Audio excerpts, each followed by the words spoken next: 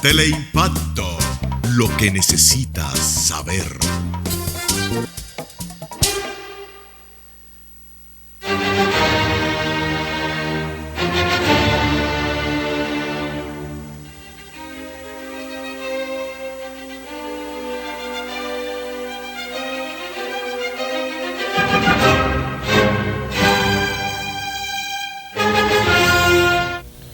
Saludos dominicanos en todo el territorio de la República, les habla Leopoldo Pillar Lanita y hoy Agenda Nacional tiene 2 o 3 temas que examinar con el amigo Alexander Pérez, que nos viene a dar una mano una vez a la semana, sobre todo con los elementos exógenos internacionales.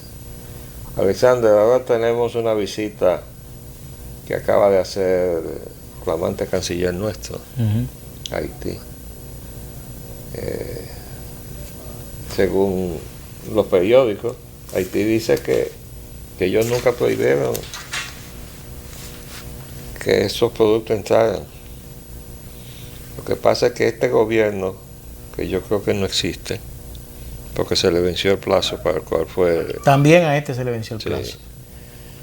Entonces, no puede hablar por el otro gobierno que se fue o lo fueron. Y uno se pregunta, ¿y por qué estamos negociando con este gobierno si no existe? Este es un gobierno interino, este es un gobierno de transición hacia un gobierno legítimamente elegido. Porque usted, como usted recordará, el presidente Martelly, que a mí me pareció que eso no fue fortuito, se le venció el tiempo y no convocó a elecciones.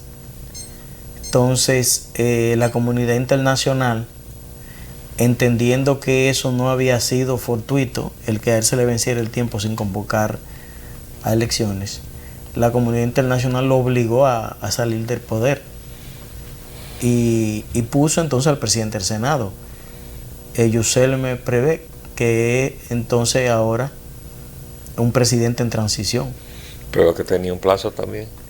Tenía un plazo hasta... él empezó... sí, ya él tiene como 2 o 3 meses. Él está pasado. Pero la OEA decidió dejarlo a él. Porque Haití es un país tomado por la OEA. No, está tomado por la ONU. Porque el ejército que está ahí no es de la OEA. Eso también. También es de la ONU. Sí. Y además el designio de política de sacar de Haití lo que ellos llaman, lo que la ONU llama la sobrepoblación, que no es más que el crecimiento demográfico por encima del crecimiento económico. Y ellos, con su informe de 1949, llamado Misión en Haití, decían que no veían la forma de hacer crecer la economía y empatar con el crecimiento demográfico. Y entonces ellos recomendaron hacer entonces lo inverso, reducir el crecimiento demográfico, sacando fuera de Haití, sin retorno, familias enteras rurales. Pero también dejando morir una parte. Bueno, aunque parezca inhumano, en Haití se está haciendo algo parecido a lo que se está haciendo en el Cabo, en el Cuerno de África. Bueno, que hay unas generaciones completas que la están dejando morir porque ya son... ellos entienden que ya no... Pero es elemental que eso suceda, porque si los que se quedan no tienen cómo vivir, cómo sobrevivir, se mueren de hambre. Las crónicas que salen de Haití son que en el norte de Haití se hacen galletas de tierra, de caliche con aceite. Bueno, pero si imagínese usted, si este país que tiene un per cápita de 70 mil millones de dólares, este país, hay familias que están en una pobreza extrema. Imagínese usted en Haití. ¿Cómo? Tú eres economista, ¿no? Sí. ¿Cómo calculan ustedes los economistas esos numeritos, esos 70 mil? ¿Cómo llegaron ustedes ahí? O el nivel de producción. El Producto Interno Bruto. Exactamente. Dividido entre los habitantes. Exactamente. Pero es un ejercicio ficticio. ¿Por qué? En primer lugar, porque en el Producto Interno Bruto, ese crecimiento asombroso que tiene la economía dominicana versus la situación depauperada del resto de América Latina, porque incluye el lavado, los numeritos del lavado. Mire, eso que usted dice, eso es así. Yo recuerdo cuando yo estaba en la escuela de economía, que hubo un alumno que le preguntó al profesor que cómo se calculaba la baja economía o el mercado negro, esas cosas en la economía. Y él decía, el profesor decía, sí, esas cosas se calculan, lo que pasa es que pero esas cosas se calculan, claro está. Óigame, amigo mío, yo le tenía cierta, ¿cómo podríamos decir? Cierta consideración. Cierto escepticismo a los efectos económicos del narcotráfico, hasta que yo vi una fotografía de un ejecutivo de Wall Street en la selva de Colombia, negociando las inversiones de los que hoy ya pactaron con el gobierno, pero que estaban en insurrección entonces, para que invirtieran sus ganancias en Wall Street. ¿Usted se imagina? De modo que si ellos estaban buscando esas inversiones en Wall Street, en un momento en que Wall Street estaba siendo cuestionado en cuanto a la legitimidad de sus operaciones, ¿no? Y uno dice, pues entonces es todo lo mismo. Y entonces uno entiende por qué hay ese cambio en el tratamiento de los narcotraficantes, que antes preferían suicidarse antes de que los extraditaran a Estados Unidos, y ahora ellos piden que los extraditen. Claro. De hecho, el Chapo Guzmán está pidiendo una negociación para la extradición. Los que están plantados ahora son los mexicanos. Yo le voy a hacer una pregunta a usted. ¿Usted ha leído cómo los capitales de los faraones del gobierno de Hitler en Alemania, cuando se derrumba el nacionalsocialismo, cómo todos esos capitales fluyeron hacia Estados Unidos? Es que siempre estuvieron vinculados a Estados Unidos. Pero que lo que se pudieron sacar sus capitales de Alemania, se lo llevaron para Estados Unidos. O sea, pero es que durante la guerra estaban haciendo negocios los norteamericanos con esos capitales alemanes. Que todo eso ha sido un teatro. Yo no sé si usted recuerda que en el tribunal de Nuremberg, cuando condenan a los banqueros y a los industriales, los que tenían poder económico, no fueron condenados. No. Entonces, ¿por qué? Porque ellos eran una realidad económica de ese momento. Ahora, el narcotráfico, el lavado, es una realidad. Es una realidad de la economía. Okay. ¿O usted no recuerda el lunes negro de Ronald Reagan, cuando Ronald Reagan decidió meterle mano en duro, en fuerte, al narcotráfico internacional? Sí. Que se desplomaron las bolsas de valores, sí. El famoso lunes negro. Bueno, entonces volviendo al teatro de nuestro intercambio con los vecinos, tenemos una economía que en común, claro, está gravitando con la inyección del narco, tanto Haití como República Dominicana. O sea, tenemos un narcoestado, con la diferencia de que aquí hay instituciones que han sobrevivido desde la etapa del Trujillato a esta parte. Todavía el andamiaje que dejó Trujillo de instituciones ha sobrevivido lo suficiente como para que aquí todavía tengamos instituciones, mientras en Haití no tienen nada. Ahora, ¿qué pasa con ese gobierno con el que estamos negociando? Que primero dice que le va a dar los documentos que se le habían negado, vamos a decir, pero no se lo habían suministrado. Y a pesar de que una parte de los haitianos habían pagaron por ese servicio. Claro, pero una fuerte suma. Y yo pregunto, ¿y cómo pueden dar documentos si allá no existe un registro civil? Así es. Y como no existe un registro civil que le dé acta de nacimiento a cada haitiano, no puede haber un padrón electoral. Y el mismo hacinamiento en que viven no les permite tener documentos, porque ¿dónde lo van a guardar? Bueno, eso sería lo de menos, porque de acuerdo con la tecnología moderna se puede identificar incluso por la pupila. Usted sabe ya que se ha rebasado la huella dactilar y todo eso.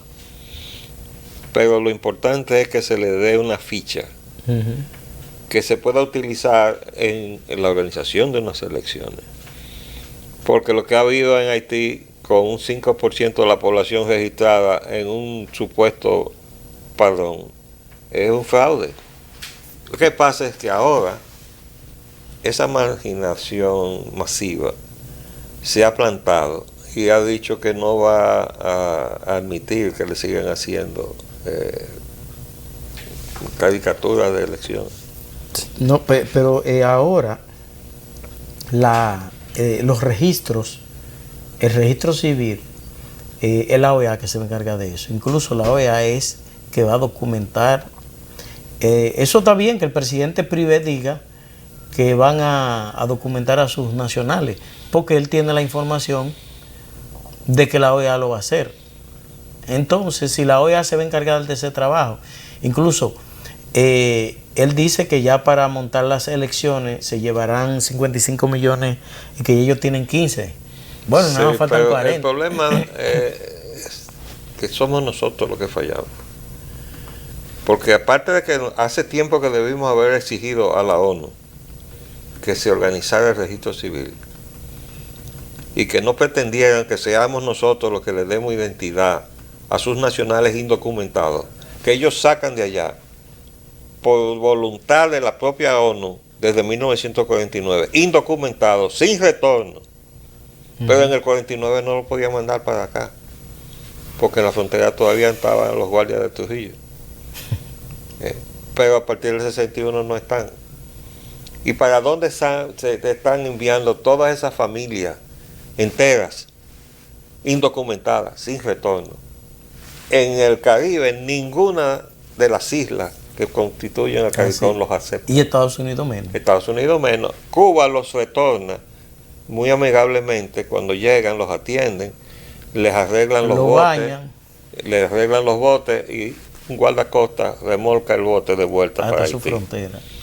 Venezuela, que se proclama en deuda con Haití, tampoco los acepta. Donde más han ido es a Brasil y aquí. Pero usted sabe por qué. Usted me contó. Porque como Brasil aportó tropas al MINUSTAH, ahí confraternizaron. Sí. Y cuando los brasileños se fueron, los siguieron los que confraternizaron con la tropa brasileña. Pero lo mismo ha pasado con los chilenos. Sí. Por eso en Brasil, y a mí me asombró cuando yo vi la protesta de las autoridades del Brasil y cuantificaron cuántos haitianos tenían allá. Tenían 53.000 haitianos. Llegando, y en Brasil sí hay donde esconderse. Llegando por ruta aérea al Perú y caminando hasta la frontera para pasar al lado del territorio brasileño. Por la selva, caminando. 53.000 haitianos. Pero a Chile tienen 42.000. Por la misma razón, porque las tropas chilenas están en la MINUSTAH. A pesar de que creo que la están reduciendo. Bueno, el problema es que los únicos que estamos manos arriba, bajo presión además de Ban Ki-moon, que ha hecho sus gestiones de una manera directa. Ban Ki-moon es un intermediario. Sí, pero representa a la ONU. Sí, pero es un intermediario. Bueno, no, pero estamos claros que todo este problema que tenemos es el problema de la plutocracia norteamericana, la que quita y pone gobiernos en Estados Unidos, que es con la cual se ha confrontado esa pieza que todo el mundo dice que está loca, que se llama Donald Trump. Porque Donald Trump es de su clase, es un multibillonario, pero no es de su club. Yo siempre he dicho que Donald Trump es un instrumento de los intereses políticos de los Clinton. No, estás equivocado. Yo siempre he creído eso. Pero podemos hacer una pequeña apuesta. Mira, los Clinton son parte de la plutocracia rancia banquera judía de los Estados Unidos. Han servido esos propósitos, se han servido del poder, Ahí yo tengo el libro, no sé si tú lo has leído, Clinton Cash. No, Que eso lo escribieron precisamente para salirle al paso a las aspiraciones presidenciales de Hillary. Y ahora recibí el último, que lo que hace es básicamente, es un testimonio que da nada menos que un miembro del servicio secreto de los Estados Unidos, que estuvo al servicio de la familia Clinton. Y dice, son unos embusteros. Entonces él hace un libro donde lo que básicamente hace no tiene la utilidad política o geopolítica del primer libro, pero da un testimonio de que esa gente son unos embusteros hasta irse de boca. Entonces, son buenos políticos entonces. Siguiendo la definición que hizo Hipólito Mejía, que dijo que para ser político había que ser sinvergüenza. Sí, exactamente. Y yo al día siguiente le dije, usted se ha definido usted mismo, ¿verdad? Pero volviendo al tema, Donald Trump es una criada respondona que ha salido como respuesta a lo que ha estado haciendo ese grupo de honorables banqueros judíos que ya abandonaron a Estados Unidos, se fueron a China y están haciendo de China su nueva plataforma de dominación mundial. Y están tratando de suplantar el dólar con el yuan y están tratando de mover hacia Shanghai el centro bursátil mundial que está en Wall Street. Entonces, con alguna razón, algún grupo tenía que surgir en Estados Unidos a oponerse a la liquidación de Estados Unidos. Aunque dice el periodista André Oppenheimer que él le preguntó a Bill Gates sobre la fortaleza del dólar y cuál era su visión sobre la fortaleza, y que Bill Gates le dijo, nada en la vida es para siempre. El dólar un día será sustituido. Sí. Pero eso no lo voy a ver yo, ni lo va a ver usted, ni lo van a ver sus hijos. Ahí se quedó demasiado corto.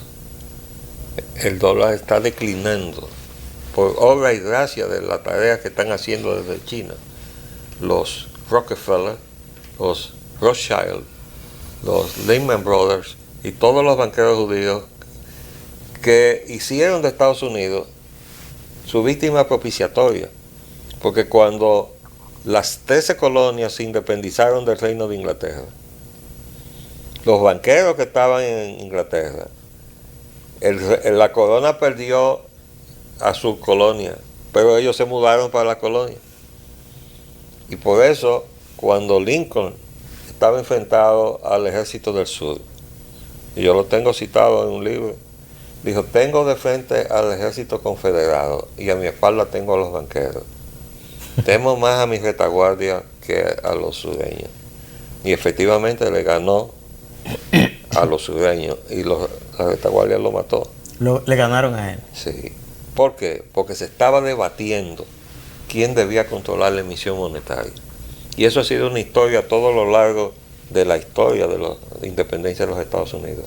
Pero desde 1917, y tú lo debes saber mejor que yo, la Junta Federal de la Reserva de Estados Unidos, que es la que emite el dólar, no es del Estado, sino la cúpula del sistema bancario privado. Pero eso es en todos los países del mundo. No. Usted me va a decir que el Banco Central dominicano es de los banqueros dominicanos. ¿Y quiénes son los que integran la Junta Monetaria? El que designa el presidente de la República. Es decir, hay un matrimonio de... Haga una retrospectiva de 20 años para acá. ¿Quiénes han integrado la Junta Monetaria? No, escúcheme, amigo mío, acuérdese que usted está hablando con un político. Sí, yo sé. No, pero de eso que estamos hablando. Entonces yo le puedo decir a usted que hay un matrimonio de conveniencia entre la estructura política y la estructura económica para crear lo que se llama entonces la clase gobernante. Pero la estructura económica sola no puede gobernar. Y la estructura política sola tampoco puede gobernar. Claro. Tiene que surgir una clase gobernante que son las dos caras de una misma moneda, ¿no? Pero mientras en el resto del mundo se guarda esa figura o esa apariencia, como se quiera decir, de lo que es la clase gobernante, en Estados Unidos, la clase gobernante es simplemente la parte económica. Ellos ponen a la parte política, mientras que en nuestros países la parte política designa. Pero eso por el nivel de desarrollo. Bueno, yo diría que lo que está pasando en Estados Unidos es una crisis, una nueva faceta de una crisis permanente que no se resolvió en la guerra de secesión. Eso quedó sin resolver. Si usted menciona en cualquiera de los estados del sur la palabra Lincoln, le cortan los ojos. Pero Lincoln tiene un monumento en Washington, pero él era el representante de los estados del norte que ganaron la guerra. Pero los estados del sur no se han resignado a haber perdido esa guerra. Y en cada oportunidad que ellos tienen, levantan la bandera de los confederados y la ponen en las instituciones del estado del sur. Pero hace como un mes y medio, 2 meses, yo no sé si usted lo vio, que el presidente Barack Obama mandó a quitar, que todavía había, no recuerdo si era una gobernación o un ayuntamiento. El Capitolio de Jackson. Subía tenía la bandera confederada. Sí. Sí.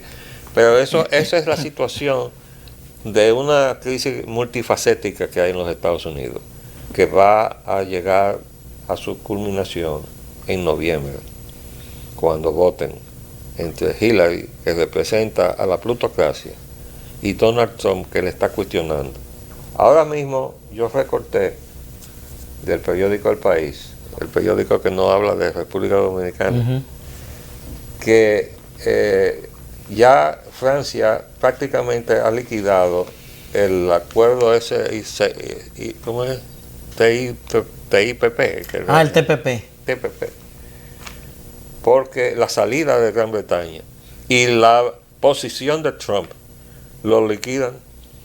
Entonces ya Francia está fijando su posición diciendo que no está dispuesta a apoyar ninguna decisión hasta después del fin de año. Está esperando las elecciones de Estados Unidos, porque saben que si Trump gana va a retirar su apoyo a ese tratado, como lo va a retirar a todos los tratados de libre comercio, con lo cual yo creo que es una demagogia de Donald Trump.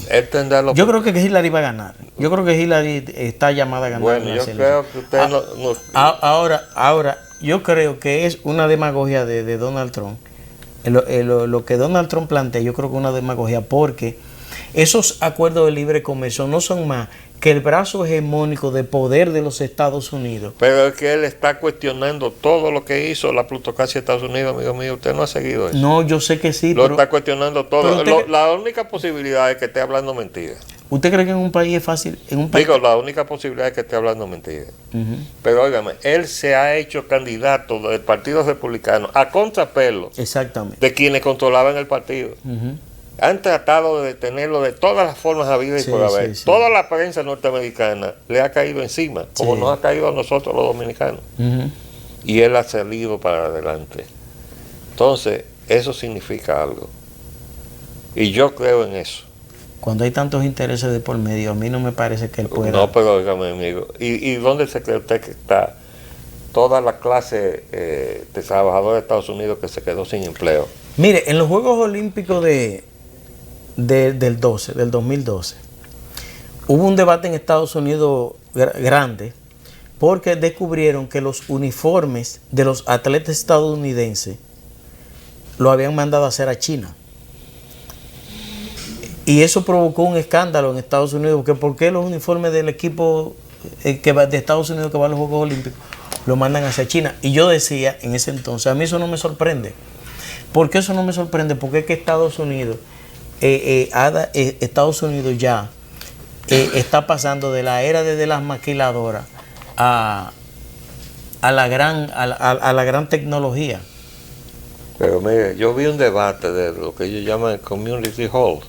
Ellos reúnen, los candidatos se reúnen entonces con las comunidades, y se estaba hablando de la consigna de Buy American, o sea, que compre productos hechos en Estados Unidos. Y se paró uno del público. Dijo, mire, yo prefiero comprar un producto, estoy hablando de un automóvil, un automóvil japonés, hecho en los Estados Unidos. O sea, marca japonesa, pero hecho en Estados Unidos, ensamblado en Estados Unidos. Que un automóvil norteamericano ensamblado en Canadá o en México. Porque esas empresas norteamericanas se han ido a Canadá y a México a darle empleo a los canadienses y a los mexicanos. Y los japoneses han venido a los Estados Unidos a darnos empleo a nosotros. De manera que esas son las contradicciones que ustedes los economistas inventan. Pero tenemos pendiente examinar la situación de Haití. Definitivamente no vemos cómo podemos nosotros, de buena fe, negociar con un gobierno que no existe y de cuyas soluciones no hay manera de que se confíe, de que permanezcan. Pero lo podemos seguir. Ok, cómo no. Pues amigos televidentes, mañana vamos a examinar la modificación de la ley orgánica de la Policía Nacional con el experto, el señor Paul. Hasta luego. Les saludo la Paul Espellananita.